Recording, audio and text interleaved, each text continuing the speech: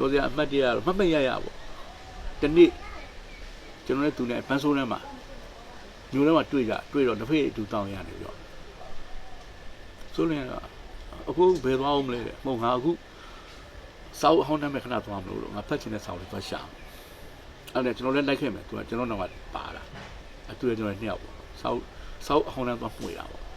့အဲ့ဒါစောက်ဆိုင်တွေပတ်ပြီးတော့မှွေဟိုစောက်လမ်းကြီးဒီစောက်လမ်းကြီးတော့ကျွန်တော်ကြိုက်တဲ့စောက်တွေ့တဲ့အချိန်မှာကျွန်တော်ကောက်ကင်လိုက်ပြီးတော့စောက်ကိုကျွန်တော်နည်းနည်းပြေးကြည့်ပြီးတော့ဈေးမေးတာပေါ့ဈေးမေးတော့သူအဲ့စောက်ရောင်းတဲ့သူပြောတဲ့ဈေးကကျွန်တော်မတက်နိုင်တဲ့ဈေးဖြစ်နေလိုချင်တာအဲ့စောက်လို့ကျွန်တော်အဲ့ထဲမှာအဲ့လောက်ပတ်စံမရှိဘူးအဲ့လိုကျွန်တော်စောက်လေးကျွန်တော်ပြန်ချထားခဲ့ပြီးတော့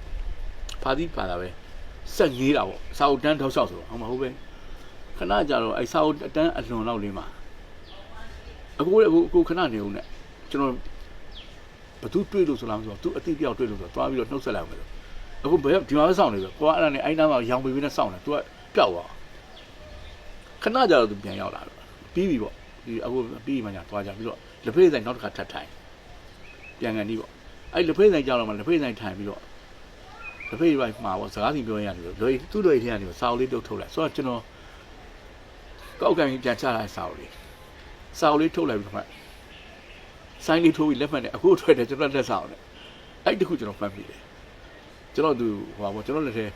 ပတ်စံမပြည့်တော့ကျွန်တော်ဖတ်ချင်မှသူအဲ့စာအုပ်လေးကိုသူဝယ်ပြီးကျွန်တော်လက်ဆောင်ပေးတာအဲ့လေးတခုတော့မှတ်ရပါတော့ဒီကားတွေ့ရဲ့ပြက်မယ်စဉ်းစားပြီးတော့နေခဲ့တဲ့တိုင်ရောတဲ့ကျိုးအောင်ကျွန်းရေးဖို့ဘာဖြစ်လို့ idea ရလဲအားကြသူတွေရှိလို့ကိုရီးယားဥမာကျွန်တော်တို့အဲ့ဒီအရွယ်ကျွန်တော်တို့ခက်ကကျွန်တော်တို့အားကြရတယ်ကျွန်တော်တို့ရှိရသွားတဲ့နောင်တော်ကြီးတွေရှိတယ်ကိုခန့်လိုက်တို့ခေးဆရာထဲမှာဆိုရင်နောက်တစ်ခုရှိတာဒီဘက်ကကိုခိုင်တူတို့အုပ်စုထဲမှာဆိုလို့ရှိရင်ကိုနေဝင်းတို့ကိုရဲလူရင်းတို့အဲ့တချင်းကြီးတဲ့ခေးဆရာတွေပေါ့နော်အဲ့သူတို့တွေဒါကျွန်တော်တို့အားကြရတဲ့ကျွန်တော်တို့ရှိရသွားတဲ့နောင်တော်တွေပေါ့နောင်တော်ကြီးတွေကျွန်တော်တို့အဲ့တော့ဘာနဲ့သွားတူလဲဆိုတော့သူတို့ကအမြင့်ပြန်ငှက်တွေပေါ့ကောင်းကင်မှာပြန်ဝဲနေကြကျွန်တော်တို့ကအတောင်လက်စုံကိုအားယူနေတော့အချိန်ကျွန်တော်တို့ရှိတဲ့တင်ကိုင်းလေးတွေကနေပြီးတော့သူတို့မျှော်ကြည့်ပြီးအားကြနေရတဲ့ငှက်ကလေးတွေပေါ့သူတို့ကတော့အဲ့ဒီမှာဝဲလိုက်ပြန်လိုက်ပေါ့ဒေဟုံစီးလိုက်ပေါ့အဲ့တော့ကျွန်တော်တို့မှာအားကြသူရှိတယ်အားကြသူရှိတဲ့အတွက်တချင်းရေးတဲ့ခါကျတော့လေပွင့်လင်းပြောရင်ဗျကိုပိုင်ဖန်တီးဖို့ပေါ့ကိုယ်တိုင်ဖန်တီးခြင်းနဲ့တန်ဆယ်တွေစာသားတွေကိုလုပ်ချင်တယ်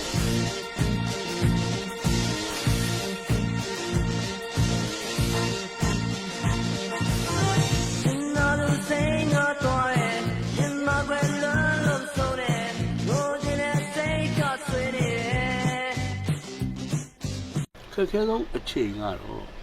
ကျွန်တော်တွေ့ဘူးတဲ့အခက်အခဲဆုံးအချိန်ကတော့အဲ့ချစ်လူမိုက်လုပ်ဖို့ကျွန်တော်ရှိလာတဲ့အချိန်ပဲလက်ဖက်ရဖို့တော့မပါဘူးတခါတလေကြာတယ်အဲ့လိုပေါ့နော်ကျွန်တော်လည်းတော့နားလေတယ်ဘာလို့ဆိုတော့အဲ့ဒီအချိန်တုန်းကဆိုရင်ဥမာကျွန်တော်ဆိုရင်စီးရီးတစ်ခုလုပ်မယ်ဆိုတော့ရည်ရွယ်ချက်မရှိသေးဘူးမရှိတဲ့အတွက်ကျွန်တော်ကဖိအားမရှိဘူးကျွန်တော်လွတ်လပ်နေတယ်တချင်းကောင်းကောင်းတစ်ခုရေးနိုင်ကျွန်တော်စိတ်ထဲမှာပေါ်သွားတာကျွန်တော်အဲ့လိုနေတာသူကြတော့အဲ့လိုမဟုတ်ဘူးသူကစီးရီးတစ်ခုသူကအဆိုးတော့ဖြစ်ချင်တာသူ့ရဲ့ရည်ရွယ်ချက်ကအဲ့သူနဲ့ကျွန်တော်နဲ့မတူတာအဲ့ဒါလေးရှိတယ်သူကငကိုလေးကတချင်းရေးုံတက်တက်မဟုတ်ဘူးသူများလည်းရေးရတယ်သူကိုယ်တိုင်လည်းအဆိုးတော့လုပ်မယ်တချင်းဆိုရင်လည်းဗီဇာပေါ့နော်သူရှိမှအဲ့ဒါပါလာအဲ့ဒီအချိန်ကတကဘာလုံးမှာတွင်ကျင်နေတာလည်းဖြစ်တာပဲနော်ဂီတာတွေတီးကြတယ်တချင်းတွေဆိုကြတယ်လူငယ်တိုက်ပေါ့ကျွန်တော်တို့အဲ့တုန်းကဆိုလို့ရှိရင်ကျွန်တော်တိုင်းမှာဂီတာတီးတဲ့လူငယ်တွေဆိုလမ်းသေးတို့ဟောခိုင်းလမ်းဘေးမှာလူငယ်စုလေးခါဂီတာနဲ့ညဆိုရင်အုပ်စုလေးဖွဲ့ပြီးတီးကြခက်ကြတချို့တူကြီးရမျက်စိတော်မျိုးဆူရဒါပေမဲ့ဒါအမှုပညာတစ်ခုပဲကျွန်တော်တို့ဘက်ကကြည့်လို့ရှိရင်ကျွန်တော်တို့ရဲ့ယဉ်ကျေးမှုပဲလေအဲ့တော့ဒီ melody ရဲ့တန်စင်တွေရှာတဲ့အချိန်တွေမှာကြာတော့ကျွန်တော်အနေနဲ့ကြာလွတ်လပ်တယ်ဆိုတော့ကျွန်တော်က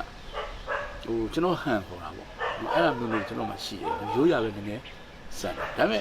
တချင်းတွေကတော့ modern ဖြစ်တယ်တဘောကတော့ radio တချင်းတွေလို့ mono တချင်းတွေလို့မဟုတ်ဘူးကျွန်တော်တချင်းတွေကဒါပေမဲ့အဲ့ဒီဖောက်ထွက်လာတဲ့တင်းမှာဟိုပါပေါ့ကျွန်တော်ကိုပိုင်ဟန်လေးနော်အဲ့ဒါလေးတွေကျွန်တော်တန်စင်တွေ melody မှာပါတယ်အဲ့တော့ဆိုးလင်းဆိုတော့ရှင်းပြောရင်ကျွန်တော်တို့နဲ့ခစ်ပြိုင်မယ်ကျွန်တော်တို့လည်းနေတယ်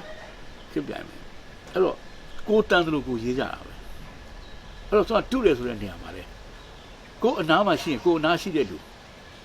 ဥပမာကိုအားကြလောက်အောင်စကလုံးတွေတန်စင်တွေရေးနိုင်ကျွန်တော်တို့အချင်းချင်းနဲ့တူရတာပဲနောက်တစ်ခုရှိတာတချို့တချင်းရေးစရာတော်တော်များများအလေးထားလေးရှိတာပေါ့